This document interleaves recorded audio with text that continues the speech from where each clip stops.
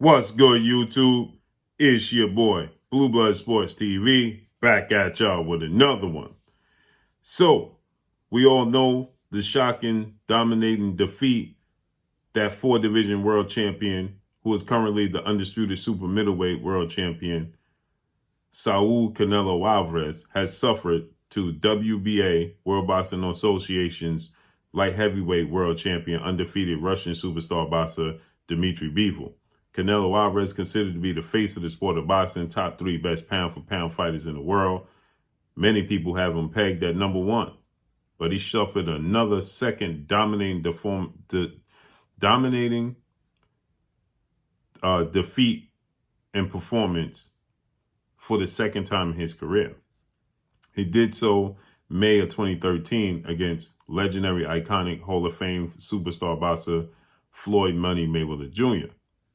And so Floyd Mayweather, he responds to Canelo Alvarez losing to Dmitry Bivol, in another dominant performance.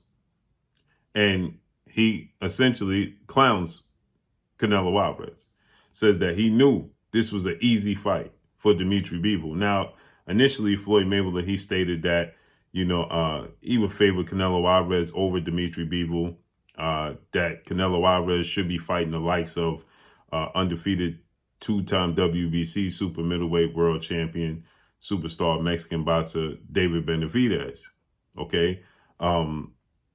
and styles make fights. Floyd Mayweather dominated Canelo Alvarez. Then Canelo Alvarez, he fought Alfredo Angulo. He dominated Alfredo Angulo, but Alfredo Angulo is a flat-footed, come-forward Mexican fighter that he brutally knocked out. And then he fought Cuban star, southpaw, slick, superstar boxer in Erislandy Lara, and he arguably lost that fight to Erislandy Lara. Now, he got the nod in the split decision, but he arguably lost. Then he fought Triple G twice, reigning at the time middleweight unified world champion, and the fight ended in a draw. And in the second fight, he was victorious. But many people thought he lost both those fights to Gennady Triple G Golovkin. So Floyd Mayweather, he shows the receipts, and he lets it be known that he essentially bet on Dmitry Bivol to win this fight. Easy. And so Floyd Mayweather, he puts up a post, and he shows that he bet $10,000 on Dmitry Bivol to be victorious. And then he titled it with easy work, easy pick. So it was, to me, a shocking performance. On the part of Canelo Alvarez, I thought that, he lost clearly, I thought I gave Canelo Alvarez 2 to 3 rounds at best. He was outclassed. Bivol was too technically sound. He was too fundamentally sound. He was too disciplined. He never got out of what he was doing, of the game plan. He never, deviated from the game plan. He stayed using his jab throughout the fight. Many fighters, they just didn't use their jab. Caleb Smith, at 6'3", with a 77-inch arm reach, didn't use his jab. He has a 7-inch arm reach and a 7-inch height advantage. He holds the record for super middleweights using amount of jabs used in a fight. And yet he completely abandoned his jab against Canelo Alvarez, and he ended up getting broken down. Sergey Kovalev, he was using a jab, controlling the fight, and he was beating Canelo Alvarez. And suddenly he got hit with a punch. He got noodle leg, hit with another punch, and couldn't recover. That was coming off of a hard-fought fight against Anthony Yarde in a short turnaround. And Sergey Kovalev, he didn't recover, Caleb Plant was outboxing Canelo Alvarez, but he couldn't stick to it. So the problem is with the fighters is not that they don't have an advantage or start to reveal Canelo Alvarez's weaknesses, which he has very slow feet, And, it's the second half of the fight is where they start to deviate from the game plan. Canelo puts physical and mental pressure on you. Canelo has a very high ring IQ. He puts his combinations together beautifully. He has power in both hands, very high ring IQ. He slips punches. He rolls punches very well. He counter punches very well, but he has slow feet. He has quick hands, but he has very, very slow feet. Okay. And because he has very, very slow feet, when you have the slightest bit of mobility along with a jab and a ring IQ, his opponent, yourself, it shows up, the glaring weakness. Floyd Mayweather couldn't hit him, okay? Erislandy Lara couldn't catch up with him. He showed his frustration with Lara when he stood in the center of the ring and, screaming at Lara to let's stand and fight.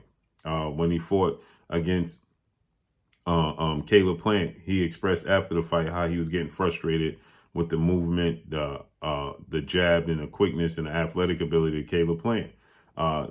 It looked like there was going to be a turning point when he fought Billy Joe Saunders.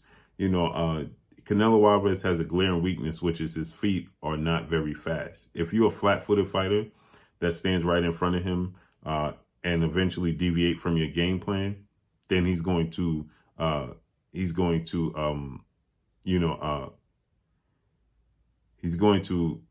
be able to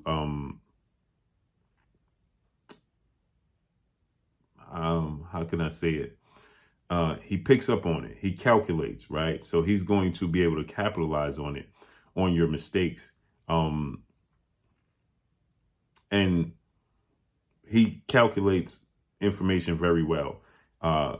In this fight with DMITRY BIVOL, he was calculating the information well. He just wasn't able to physically follow it through. Okay, he saw what needed to be done. He just couldn't do it. Okay, his power when you're dealing with a guy like DMITRY Bivol's size, every time he landed a big right uppercut or a left hook or a right hook upstairs or left hook or right hook to the body, Bivol came right back with a 3-punch combination.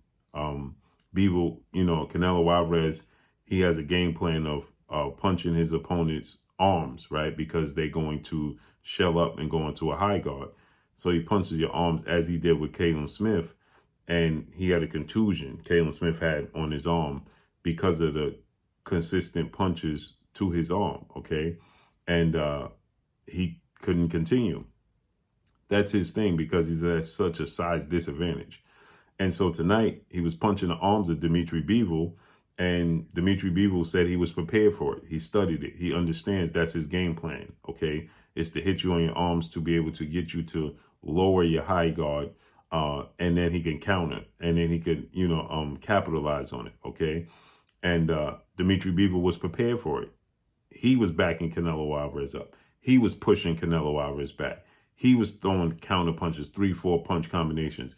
Canelo Alvarez was throwing very limited amount of combinations tonight because DMITRY BIVOL wasn't hesitant. He was very confident, and he was countering Canelo Alvarez. Okay, he was letting his hands go.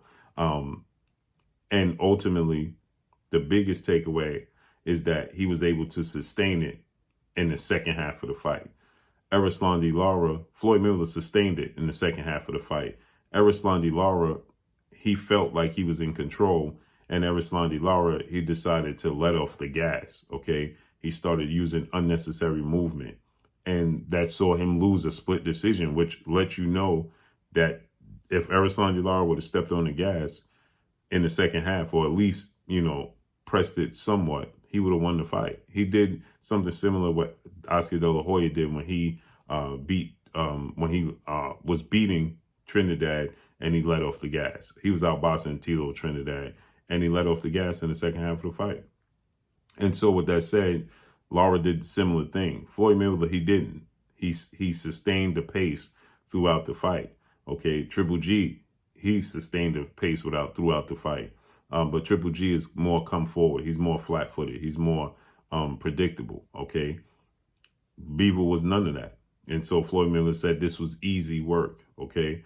I saw some things tonight when I watched Canelo Alvarez. I've always said that I think that he beats Jamal Charlo. I believe he beats David Benavidez because I believe that he calculates enough data and information that he can make an adjustment in the second half and they'll make mistakes that he can capitalize on. But what I saw from the pressure and the size and the combination punches of DMITRY BIVOL that bothered Canelo Alvarez a lot.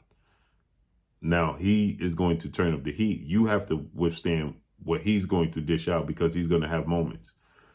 BIVOL was able to withstand his onslaught. He was able to withstand those moments that Canelo Alvarez had, and he weathered the storm.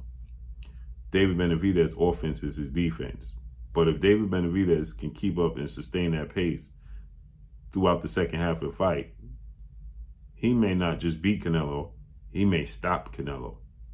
I saw times where it looked like BIVOL was hitting Canelo and his will was breaking. And I think that he could have been dropped. He was hurt a few times. And you very rarely see that. He has a poker face, but not tonight. And when it comes to Jermall Charlo, if he can sustain his fundamentals in the second half of the fight, he too has the opportunity to be able to stop Canelo Alvarez. It's just that they have to weather the storm that he dishes out. So Floyd Mayweather lets him know, easy work, bet $10,000, and I won it. And the fans booing Canelo Alvarez. That was amazing to me. That was amazing. The way the Mexican fans claim to support Canelo Alvarez and get behind Canelo Alvarez, from about the 8th round on to his post-fight interview, they were booing Canelo Alvarez. That was shocking.